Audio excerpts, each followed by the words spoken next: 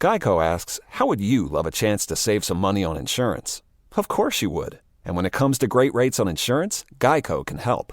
Like with insurance for your car, truck, motorcycle, boat, and RV. Even help with homeowners or renters coverage. Plus, add an easy-to-use mobile app, available 24-hour roadside assistance, and more, and Geico is an easy choice. Switch today and see all the ways you could save. It's easy. Simply go to geico.com or contact your local agent today. For tank and tankless hot water heaters, for clogged drains, for leaky faucets, for toilets that won't flush. Stop freaking and call Beacon.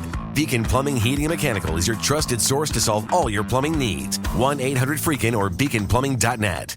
What's up? It's your boy, the Ted Smith. Thanks for listening to the Men's Room Daily Podcast. Want more? Check out the greatest podcast in all the land, The Podcast. Be sure to subscribe and listen to a brand new episode every Tuesday night. The Men's Room returns with Miles and Thrill. 99.9 KISW. Man who jumped from a moving plane at Los Angeles International Airport on Friday not only broke his leg, he is now facing up to 2 decades in federal prison. Mexican national Luis Dominguez allegedly told authorities he'd spent the previous days smoking a lot of crystal meth, which might be why he missed 2 earlier flights to Salt Lake City on Thursday and Friday. The 33-year-old had arrived in L.A. on a flight from Cabo, initially planning to maybe take a bus to Utah. But after smoking the meth, he decided to fly instead, according to U.S. Attorney's Office. When he finally boarded United Airlines Flight 5365 ahead of its 6:30 departure time, he was coming down, quote, from all the drugs he had used and immediately started to doze off. That's when Dominguez heard passengers behind him talking about the flight going to a different city other than Salt Lake City. All right. Per the complaint, he panicked, telling the woman seated next to him he planned to jump out. He then sprinted to the front of the plane, began banging on the cockpit door and manipulating the locked doorknob. Then he opened the front right emergency exit, deploying the emergency slide as the plane was taxiing, according to the complaint with the FBI. He did make it out the door, despite a passenger's attempt to hold him by the collar, but he missed the slide, breaking his right leg in the fall to the tarmac. Then he attempted to crawl away. Dominguez, who later underwent surgery, is to appear in court this week. He faces up to 20 years in federal prison on a charge of interfering with the flight crew. It sucks, because if you deploy the slide, wouldn't you want to make sure you got a chance to go down it? Absolutely. Here's the thing, though. It was going to Salt Lake City. The it flight was going to where he wanted to go. He's listening to other people probably talking about a connecting flight. More than likely. And that's probably what happened. Maybe they flew to Salt Lake City, and then they were going to take a shorter flight to wherever. You know? I mean, usually, wouldn't you at least... look, if I hear that, and for a moment I'm panicking, like, oh, crap, I'm on the wrong plane, I can't imagine that I would just run and bang on the cockpit door and do all that, as opposed to maybe, instead of telling the woman next to me, hey, I'm going to get up and try to get off the plane, say, hey, is this flight going to Salt Lake City? And she says... yeah, it is. They're talking about something different, and all my meth-induced paranoia goes away. Well, logic dictates to me that you can't get even through that gate without that ticket that says the right destination you're going to for that flight. That is correct. I can't walk into any random gate and just get on a plane. I mean, but you don't smoke enough meth to have that confusion, see? Yeah, I guess so. That's your problem, Miles. Right, it's the meth. Like, at some point, like, he thought the plane just was going somewhere different. You're right. Mm-hmm. I'm sure there's a way you could, but it would be very hard to get on a plane going to a destination that's not the one you're supposed to. Right. As a kid or as an adult, what did you do to really get in trouble? 206-421-ROCK. Hello, Justin. Welcome to the Men's Room. Hola. Hola. So how'd you get in trouble? There we go. I just yelled a little bit loud. There's the baby down, but let's talk about the Army. So back when I was 22, after I got back from doing 04 and 05 in Iraq, I went AWOL in 06 for 4 months. It was in the middle of the summer. It was from like June or no, maybe whatever 4 months, summer. And I ended up getting tracked by a federal agent. I think it was a marshal. I'm from Granite Falls, and the whole time all I did was just party and couch surf. Super responsible. And after it was all said and done, I had kind of dodged them a few times. They're knocking on people's doors. You know, they have your house of record if you're in the military. So they went to my parents' house. They went to all my friends' houses. And I had just ducked under them each time. And they finally got me. It was really weird. It was on the way back from Hempfest. total place you should go if you're running from the law. Mm-hmm. But it was really weird. We got pulled over for no real reason, and they were just kind of grilling me from the instant. And I was sitting in the back of the car and trying to keep it fast because I know there's limited time. But punchline, when it was all said and done, after I had got discharged, later on, sitting in buddy's basement, shout out Wade Rood, smoking some ganja, and we were kind of talking about, what the heck I had actually just been through. And he was like, because I didn't really think much of it the whole time. But wait. You knowingly went AWOL, right? That's for sure. And what was the motivation? Because, look, I don't know much about the military as far as that goes, but I know that it is heavily frowned upon. So when you made this decision, what were you thinking? Like, I can evade this forever? Had you come to terms that eventually you'll be caught, or what? To be honest, I didn't even think that far ahead. It was just like a day by day, like, especially when you're like gone 3-4 months, you just like think you're going to get caught all the time. So eventually, what was your penalty? Punishment? Yeah, what was your penalty for doing that? So it actually, probably one of the biggest mistakes I ever made. It was I could either discharge or try to stay in. And obviously, after going to AWOL, I was like, I should probably just get out. And, I went back to just normal life that everyone was living. So it was a mistake. I wish I would have tried to stay in. But, the unit that I was in, the 506, first of the 506, they turned to the 212. They got blasted when they went back. And I had talked to my boys, and they were like, just be glad you're not over here, because it was worse when we were there the first time. So, punchline. Smoking weed in buddy's basement, he was kind of like, dude, because I never put that much thought into it. I just did what I did and like tried to not think about it. And he was like, bro, you just got back from war as an infantryman in combat. No crap, they were looking for you. Like, there's a reason why, and I never really thought that much of the whole thing. Like, I'm just running, but they really need to secure me because we all know what happens when some bets go crazy. So shout out all the work you guys have done for a bet. Okay. Damn. Yeah. But I just didn't think about it. One of my friends growing up, his older brother, Bill, went AWOL from the Coast Guard. From the Coast Guard? And at the time, I think as a kid, Army, Navy, Air Force, Marines, right. I'd see the commercial, I thought the Coast Guard just went out and helped people who were stranded out in the ocean. Right. So I didn't look at it as like an active military branch. I didn't realize the ramifications. And he went AWOL, and he was on the run for a while. And I just thought, why did he go AWOL from the Coast Guard? Because he actually ended up going, I guess, once you enlist, you enlist. Well, and either he didn't like his assignment or whatever it was, but he... they were pretty upfront about all he was not down with what was going on. I don't remember. I just remember being, a teenager and going like, why the hell would you run from the Coast Guard? You know what I mean? Like, where are you going to... Just go on land. Right. That seems to be like the easiest thing to do. I hit in middle America. Right, like, if you're on a dinghy in the Atlantic, not good, because they might not come and get you. But as a kid or as an adult, what did you do to really get in trouble? 206-421-ROCK. Hello, Zach. Welcome to the men's room. Boo, bitches. Boo! All right, I'm also from Granite Falls, so I'm going to try to redeem our town a little bit from that last guy. You probably have been in a fist fight with that guy at some bar. I hope not.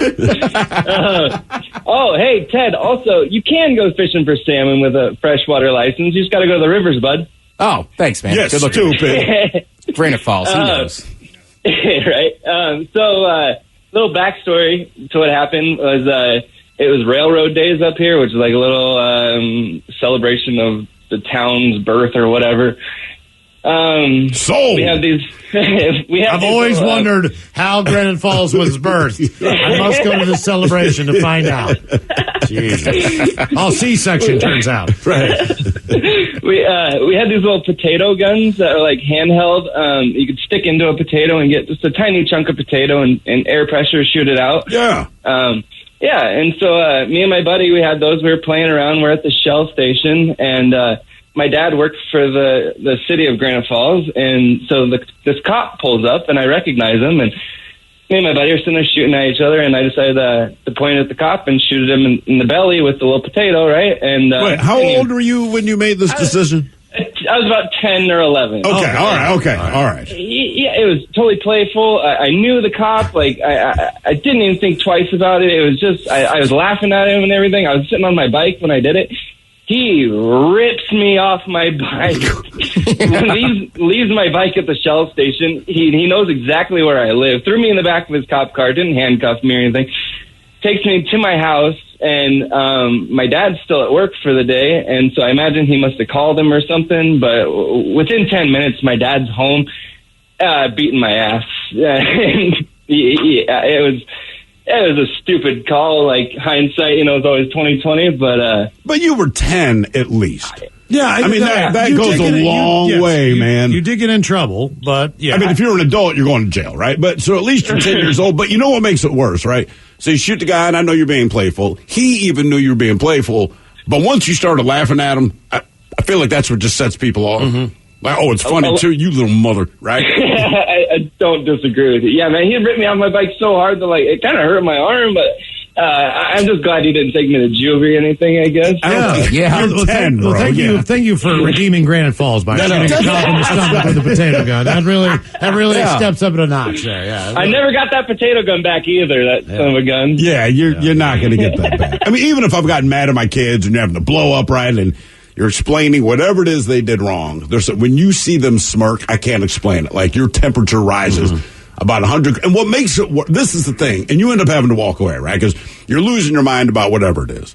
And I know a lot of times, a lot of kids, they will giggle or smile because they're nervous. And I realize this with my son, and even though I know it's the case, when I'm looking at him, because he's not challenging me, nothing. But it's like, God damn it. And then when you say something about it, it gets worse. It's like when the teacher got mad at you because you had the giggles. Once they pointed out, somehow your giggles have now gone tenfold. And the teacher, as a kid, I remember they're not understanding what's happening here. Like, I'm giggling because I'm nervous or uncomfortable or embarrassed or whatever they've done. But I can see they're actively getting angrier, and I would like my giggles to go away. And you end up in the principal's office. And it's like, man, honest to God, there was no ulterior motive. It's for whatever reason, that's my reaction. So I realize my son gets this from me, man. And it's like, when I'm looking at him, it's like, I actually want to kill this dude, but I know he's not doing it on purpose, but you can't help but feel like he is.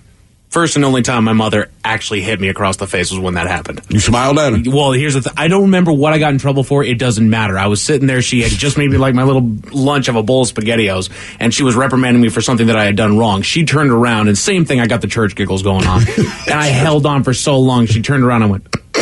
And then she turned around and wiped that smile right off my face, man. I had never seen her move that fast. She had never hit me before, and she never did again. I have just been in an argument with people, say in relationships. There's just a certain point where it's like, all right, this is going nowhere, right? So I'm not laughing at it, but I just kind of, okay. Right. But that little bit of laugh. Right. And they're like, what are you doing? Like, calm down. That's the two words. You can't say that in a relationship. That should be the only rule that they give you in a relationship. Never tell the other person to calm down. Right. Well, the other jacks them the never hell up. Forget the other important one. What's that? Is that I can't say okay. Right. But here's the thing. If I say okay, well, what's the problem? Is that you've been saying okay for an effing week, right? I didn't press it. I know you're pissed about something, got nothing to do with me. But if I say okay, then I'm out of line. See, now I'm doing it again. I'm smiling. Like, all right, well, there's nothing I can do here. But the thing that's confusing about that is, like, but I'm not saying it wrong. It is confusing. Like, you say okay out of context, incorrectly, and as a bald-faced lie so often. You think that's what I'm doing. I'm saying okay because legitimately I have stopped caring about whatever you said. Basically, that's what I said. If I say, how are you today? And I go, I'm okay. That is literally what I mean. So you have to understand some people are telling the truth when that's right. And I know you're not one of them, but then do not project your garbage on me. And it's also an admission of defeat and being deflated. Like, I told you 2 weeks ago that we were going to go to such and such and we were going to hang out that night. And it's tomorrow. And I'm like, okay. And then it gets it's like, I'm like, no, I'm saying fine. I just forgot about it. But you can't say fine either because you lie when you say fine. Yeah. Can you pick different words so that I can use these words honestly? I told you I just forgot about the damn thing. Just calm down. You know what you need? I feel like you need a safe word, right? Because like when I say okay, I mean it by the definition of okay. When I say fine, I mean I try to use words correctly so that the message I'm sending you makes sense. If I'm just bald-faced lying, then use different words. So it should be like a safe word. So instead of saying okay, right? Well, I know you're lying, but that's on you. That's the line. It should be like McGillicuddy. Like there needs to be something you can have the same inflection, but stop lying. I had a couple of those. Just weird stuff like banana. Right. Like whenever I wanted to stop talking about something, I just go, banana. Like we already, counseling agree. Banana. You know what I mean? Like anytime I'll just be like, everything's cool. Banana. Because you can't use real words. Banana. I'll go take a walk, or sometimes I'll just go, you know what? Whatever I say is wrong. Mm-hmm. So we should stop talking. Mm-hmm. This S is bananas. Yeah. I'm not going to keep arguing with you. You're obviously pissed about whatever something else, but I'm not going to keep arguing with you. And I would say I don't care. And that's why I keep saying okay. Not because I'm being mean. You can be mad, but I don't care. Now you're just moving your mouth because your mouth works. You know what? I'm going to take a walk. You get a snack. Yeah. Right. I don't watch dramas. I don't want to live it. As a kid or as an adult, what did you do to really get in trouble? 206-421-ROCK. Hello, Michael. Welcome to the men's room. Liquor and whores. Liquor and whores. So back in 2018, I was in the military, and I was a reservist back then. We were getting ready to deploy, and a few months before the deployment, I get a DUI. Just got plastered at a bar and went home, made it home, and the neighbors called the cops on me. Damn. Because my car was on. Oh, so, okay. They thought someone was stealing my car. So cops get, and I get out of that one somehow. So I deploy, come back in 2019, and about a year to the day later, my sister asked me if I wanted to go to the bar, and I was like, I kind of don't want to, but I ended up going. I end up driving, and I get another DUI because she throws a cigarette butt out the window. Wait a minute. Did you blow past the legal limit? Oh, yeah, I did. Okay, but the reason you got pulled over was because you got a DUI because you were drunk. You got pulled over because your sister threw the cigarette butt out the window. Yep. Well, driving drunk's driving drunk. I mean, look, you could have a drunk driver plow into your car. You know what I mean? And it's not your fault. But the bottom line is, if you're driving while impaired, both of your asses are going to go to jail. The thing. Yeah, I get that. It's ironic how I got both of them, but I took the punishment and it was like 6 months of treatment and stuff like that. Well, you should have at least made the argument, hey, look, man, I admit to my fault. I understand that it is against the law, but, Your Honor, honest to God, I drive well enough when I'm drunk that I had to get pulled over because something else happened. So what ultimately, down the road, what is the penalty? Is your insurance rates higher than they normally would be still at this point, or is it kind of all just... That was the kind of weird thing, because everyone says SR22 is like super expensive and stuff like that, but my insurance company does it for like $15 a month. Oh, wow. So, damn. Yeah, okay. Good for you. Yeah. Congratulations. Yeah, exactly. Scooted on that one. As a kid or as an adult, what did you do to really get in trouble? 206-421-ROCK. Hello, Amelia. Welcome to the men's room. Hey, guys. Hola. Hola. So when I was 16, I had just had my license, basically right after you could drive by yourself without having another adult in the car. Mm-hmm. And I was going to pick up my sister. I was on Whidbey Island, and I was going to go pick her up from the ferry. And I was trying to change the music on my iPod, and I wasn't paying attention, and I ended up rear-ending someone at a stoplight. And it was my driver's ed teacher's wife. Small island. Yeah. And she ended up suing my insurance company for $100,000. Whoa! And won? Yes. How fast were you going when you rear-ended her? I think I was going like 35 or 40. Oh, you tagged her good. She was probably pretty messed up, huh? Well, so it's funny because after that, I became my driver's ed teacher's TA next year. And he told me that she had a pre-existing thing with vertigo, and that's what she said that she got from the accident. But he told me that she had already had that from a skiing accident several years before. So we're thinking that she just said that she had that from the accident and then got $100,000 because she could. Of course, that's what everyone does. When I used to ride the bus in Baltimore, if this thing rolled up on a curb, 50% of the bus would scream that their neck hurt. And if the bus driver keep driving, then suddenly they were fine. Every time. Oh, my neck, I can't turn. Like, you're fine, goddammit. So did that jack up your insurance? So I got my license taken away, and I wasn't allowed to be on my mom's insurance anymore. They wrote on every statement, do not allow Amelia on this insurance ever again. Let me ask you this then. So all of that goes down, regardless of what the wife said, but all of that goes down. This is on the record. How do you become the teaching assistant to the driving instructor if... I know. At 16? Well, he was also the history teacher, so I was actually in his history class. Oh, well, that explains it. He must put in the good work. I can't imagine. Be the teaching assistant for driver's ed. We'll keep her because she's in my history class. As a kid or as an adult, what did you do to really get in trouble? 206-421-ROCK. Geico asks, how would you love a chance to save some money on insurance? Of course you would. And when it comes to great rates on insurance, Geico can help.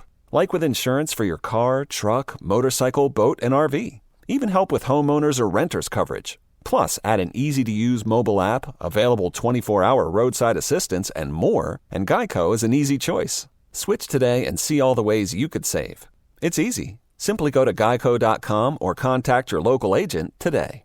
Take the next step toward the career you want, be it business, cybersecurity, healthcare, or more. UMGC can help you get there. No application fee when you apply by August 31st. Visit umgc.edu, certified to operate by Chev.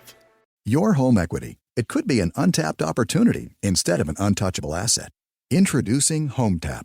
HomeTap is an investor, not a lender. They give you cash in exchange for a share of your home's future value. Use it to pay off debt, make renovations, fund a business, or just live a better life. There's no interest or monthly payments to worry about. HomeTap. Get more from home ownership. Get more from life. Subject to eligibility, terms and conditions apply. Visit HomeTap.com to apply in minutes. That's HomeTap.com. 99.9 KISW. The men's room is in progress. We head north of the border. 7-year-old in Edmonton who stole his dad's keys and crashed the family vehicle was taken to a hospital only as a precautionary reason on Monday afternoon. The family said the boy snuck the keys around noon while his dad was taking a nap. His joyride through the Carlisle neighborhood lasted about 10 houses before he hit a neighbor's car. Then he plowed into a tree. Then he landed the vehicle in a yard and flipped the car on its side by a playground. Jeez. They are rebuilding that park, and if it had been fully rebuilt, there might have been a bunch of kids there. Fortunately, extremely fortunate. It would have really been saddened if he could have hurt anyone, but thank God they were doing the repair work on the playground. According to the family, he then walked home to tell them that he wrecked the car. Again, he is 7 years old. The fire captain and police confirmed he sustained no major injuries. However, the car was totaled. At least the kid actually went home and told his parents what was up. I mean, you're still going to beat his ass, but nevertheless. I was going to run away anyway. Now I'm really running away. As a kid or as an adult, what did you do to really get in trouble? 206-421-ROCK. Hello, Ron. Welcome to the men's room. What's up, guys? Hola. What's going down? Man, just talking to people about them making bad decisions. Because we've never done that. None of us. Yeah, that guy before me beat you to that salmon information, Ted. I was going to tell you, salmon, it's legal in rivers. Yeah, Ted. Water. Did I already miss it? No. It starts in September. All right, cool. For non-native, it starts in September 1st. Hey, call back September, remind Ted's ass. I want him to catch me some salmon now. But as far as I go, back when I was in the 7th grade, I used to get in a lot of fights in middle school. And my dad worked for the California Department of Corrections at the time. He was the CO. And he worked third watch, which was 2:45 to 10:45. So whenever I got in a fight at lunch was typically just before he went to work. So whenever I got suspended, or they would, call him, if I got in a fight, got suspended, they were always calling him to come pick me up. Well, that means he would have to get ready early and come pick me up. Well, not a whole lot of people at school knew who my dad was, and they saw a dude walking through the campus with a California Department of Corrections uniform on, escorting me off the campus. And all my homies are like, dude, what did you do? I get back to school, and everyone's coming to be like, bro, it was just a fight. What did you do? And I'm like, what do you mean, what did I do? You were being escorted by the Department of Corrections. I'm like, that was my dad, bro. And they're like, you go home to that? And I'm like, yeah, you don't want to know what happens when I on the ride home. you're a Vietnam vet and all that, so you get the white glove inspection and all. You get dressed down with the best of them. But that happened about 3 or 4 times before he took the vice principal and the principal into the same office and dressed them down for the kind of school they were running. Oh, now how did that work out for you? Oh, no, it was. I was sitting out in the office in a chair outside the door, and he is literally kept calling them everything but straight white men. I mean, it was awesome. I mean, it was just like, he's like, I work in a prison, and if you don't straighten this school out, I'm going to be babysitting every one of these goddamn a-holes in this when they graduate high school. Oh, dude, it was awesome. Because ultimately their road led to him. Right. But yeah, no, the principals, I come back to school and they're like, we're really sorry, bro. Don't apologize to me. Y'all got a school to run better. I mean, well, that was one thing about school. It didn't matter who started the fight, what the fight was about. Somebody could walk up and sucker punch you, but if you threw a retaliating punch, you were the one who got caught. You're both getting suspended. But I mean, yeah. So if you defended yourself, you knew you were going to get suspended. You were the one at fault, even though you were not. But that didn't bother me, though. It didn't bother me either, but either way, when you go home, it's your story against theirs. You know what I mean? So it is, but you usually, my parents are very clear about it, and I pretty much obeyed this rule. My kids have done it. Like, look, you're going to get in fights because it happens, right? You're around other people, and you're at an age where you don't quite get it yet. I understand that. If I find out that you started it, it is a big difference. If I find out you're defending yourself, I got your back. Now, but that said, you still might get in trouble in school and all that, but just know when you come home, I got your back, man. Defend yourself. It doesn't mean you have to beat their ass, but defend yourself, right? I find out you started a fight. You do not want to come home. And the ultimate rule is, if you do something so bad that I get a call at work, that's going to be your ass when I get home. So about a year and a half ago, I guess, pre-pandemic, I get the text at work. And I'm reading this thing, man. We're on the air. And I mean, I am now so pissed off. But like, do the show. I'll worry about it later. I text my kid just to say, hey, man, you better get your story straight by the time I get home because, this is going down. I'm at work, and I just got this right. You did something so bad that they need to let me know here. In the end, it wasn't just his story. It's corroborated by all of his classmates and all this. He was dealing with a bully at the school, and the bully was about to make some bad stuff go down to recess. And my son just doesn't tolerate that. The bully stuff, it just does not fly. And he's a very nice, even-tempered guy. But these two, they got into it. I don't know if anyone won the fight. There were just some fists thrown. But anyway, the principal, she brought these two kids in. And when I talked to her later, she said, look, one thing as a principal, particularly at an elementary school, you already have the speech prepared you're going to give the kid because all kids will tell you what they didn't do and now the other person's responsible. So she's like, I asked your son directly, did you hit so-and-so? He's like, yep. And she's like, my whole speech went out the window because he didn't care. He was straight up about it. But then apparently all the kids in his class lobbied on his behalf because the bully kid just not very popular because he's a bully kid. Right. Yeah. But all the stuff ended up blowing over. But the problem was, I was so pissed for 6 hours, and then he didn't really do anything wrong. He got caught because it was at recess, right? And they pulled him down to the office. But he did the right thing. He did the right thing, and his class was behind him. I'm like, you're the man. As a kid or as an adult, what did you do to really get in trouble? 206-421-ROCK. Ted, we just got an update. I believe your salmon fishing license opens up on July 1st. Not September, but we're getting updates. So I'm going to want that salmon a little early, bud. Could you give me a Chinook or two, man? I can put in my freezer. Well, don't be greedy, Miles. Yeah, Miles. Okay. Yeah, I'm just asking salmon for one. I catch. All right. It'll be from the grocery store. Yeah. Pre-filleted. I don't know a ton about salmon fishing. We know. I've done it once, but that was in the Sound with a... Did you catch anything? I was on a boat that caught a fish. All I caught was a little dogfish. Mike, you caught a fish when we went out, didn't you? Yeah. Yeah, I sure did. That was great, wasn't it? It was a ton of fun. Those were the days. We were smiling all morning long. We were having a great time. Drinking beers, man, catching salmon. Oh, yeah. Eating them later Did you catch a salmon? Yeah. Yeah. Oh, yeah. And you caught a salmon? I caught a salmon. Oh, yeah. Okay. Robin caught a salmon. see. We all caught salmon. Did Ryan catch a salmon? Patrick Palace caught a salmon. That's Ryan right. Gass caught a salmon. We all caught salmon. Yeah. We were just swimming in salmon. We were, man. The salmon days were here. It'd be nice if somebody actually knew the boat captain for it, so you guys could. Mike, yeah, we know Mike real well. Yeah, Mike's He great. took us out. Yeah. Mike showed us a Yeah. really Good time. dude. Yeah, right. Because you guys were going to answer those emails. He should invite you sometime, Mike. There, Ted. You know what I mean? Yeah, well, I've been on the damn boat. I just didn't catch a salmon. Oh, yeah. Miles, you know what? I'm from Maryland. People go rock fishing there. You ever been rock fishing? Yes. Girl, you've been rock fishing. Yeah, I sure have. Who caught a boat that day? Or, Jesus, who caught a fish on the boat that day? Yeah. I believe that was Ted, who then punched the fish because it kept staring at him. We said, bro, Its eyes don't close. I was so hammered I fell getting out of the boat. And I thought for sure it was back Ted. into the boat. Hey, the smart money was on me falling in the boat or getting off the boat. We had to hold your ass on because you had to take a leak. Yeah. And Ted just stopped over to the edge, and Miles was like, we got to hold him. He's going to fall in the water. And, I mean, your weight was shifting forward, then back. So when we finally were going to get off the boat, Miles was like, hey, man, you get off first. I'll kind of trail behind Ted or whatever because he's going to fall. And so I hear behind me. I'm trying to, Ted's standing there. Miles just laid the hell out.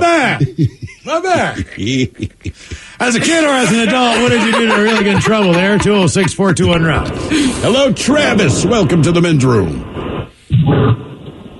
Travis? Hello? Hola. There you are. Travis? Yeah, can you hear me? Yes, we can. Can you hear us? Oh, yeah. Then answer the question, as a kid or as an adult, what did you do to really get in trouble?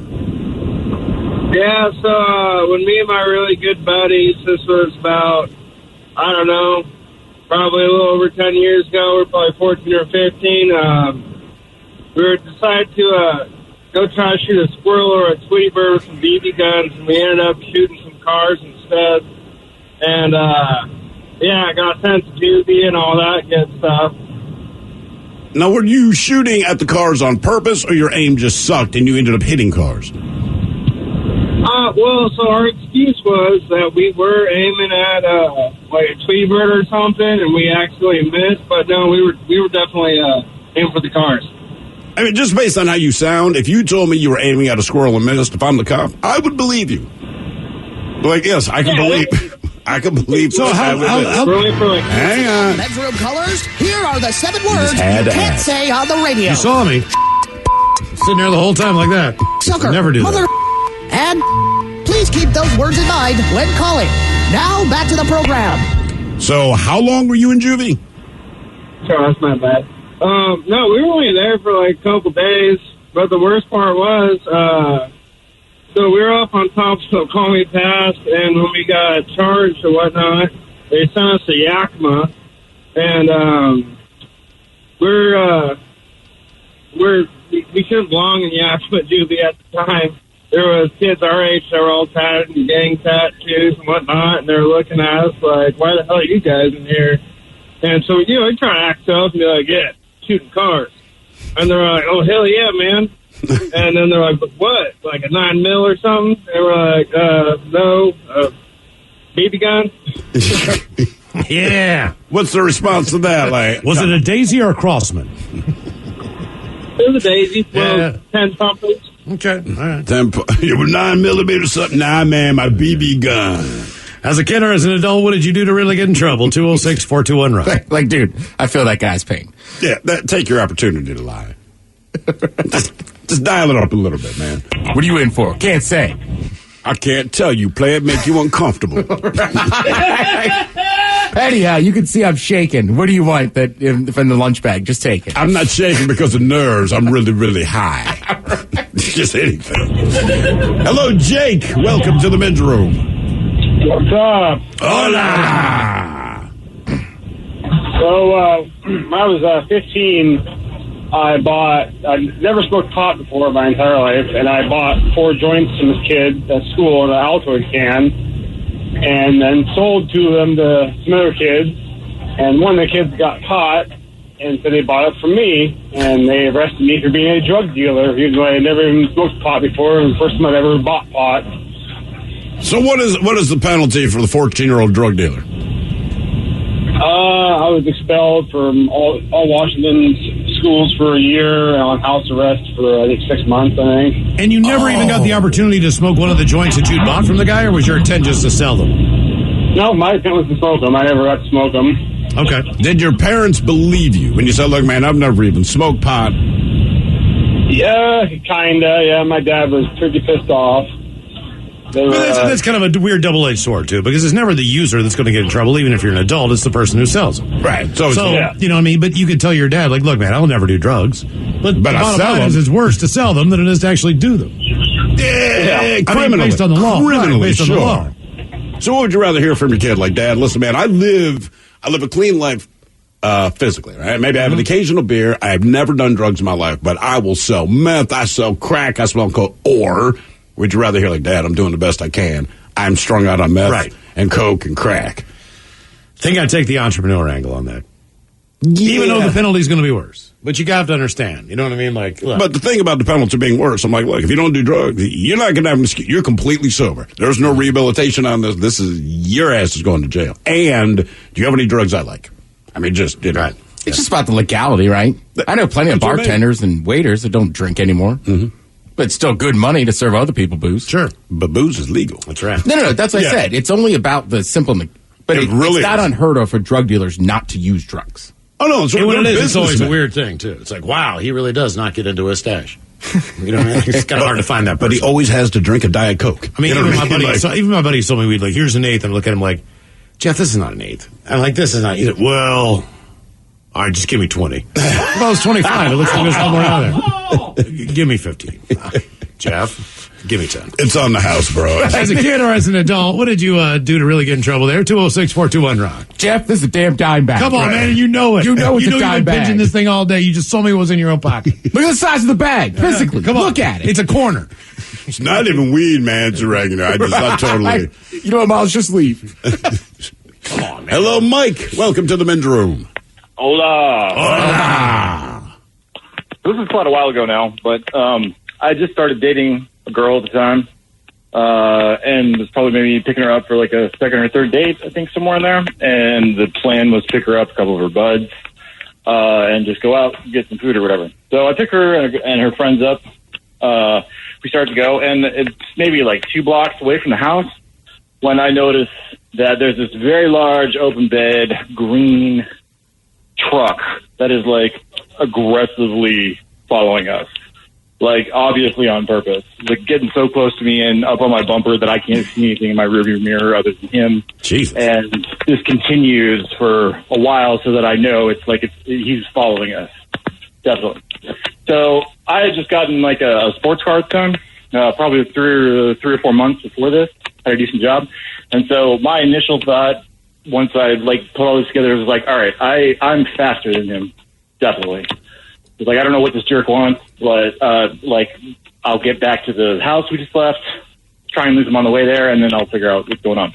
So I start driving like really evasively. I'm like cutting through a gas station parking lot, going through the neighborhoods and everything as best I know how. And I'm definitely getting away from this guy, but he's still following us, like obviously. So I get almost back to the house where we had left, take a little turn on the side street, and then immediately, as I get like just a couple blocks away from the house, 2 squad cars come out in front of us and slide side to side and block me off. 2 more squad cars come up behind us, slide side to side, block me up from the back. The big green truck pulls up around beside me, jumps out, and pulls an undercover badge out of his shirt, yanks me out of the car, starts screaming at me, "You want to go to jail for this piece of crap? You want to go to jail for this?" I had no idea what was going on. I think I had maybe gotten arrested like once at this point in my life for fighting, like at a party or something. So I'd like pooping myself a little bit at this point. This was like a severe increase in like how much trouble I had been in at all. He was like slamming me up against the car, screaming obscenities at me and everything. So it turns out they hauled me back down to the station. One of her friends in the back was wanted for stealing like $30,000 worth of motorcycles.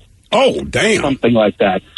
And so they thought, the undercover that saw me, they thought I was basically just trying to juke all the cops that I knew what was going on just so that like this guy could get away and not go to jail. And I literally just met this guy, got his name and everything. So yeah, they put me through the whole thing, kept me in jail overnight, took me to court and everything. Tried to charge me with like felony police evasions. But does it ever occur to them that if you're in an unmarked vehicle and you are undercover and then you aggressively tailgate someone, you had, look, my father went through he ended up joining the Navy because they gave him an option, but it was the same story. Undercover cop is tailing him. So he started losing the guy, and then like 2 other cops joined the chase, but they were also an unmarked vehicle. So my father's like, I don't know who it is. I just think it's a couple of hillbillies. This is Texas in the 60s. Mm-hmm. Not going to pull my black ass out of the car and beat me.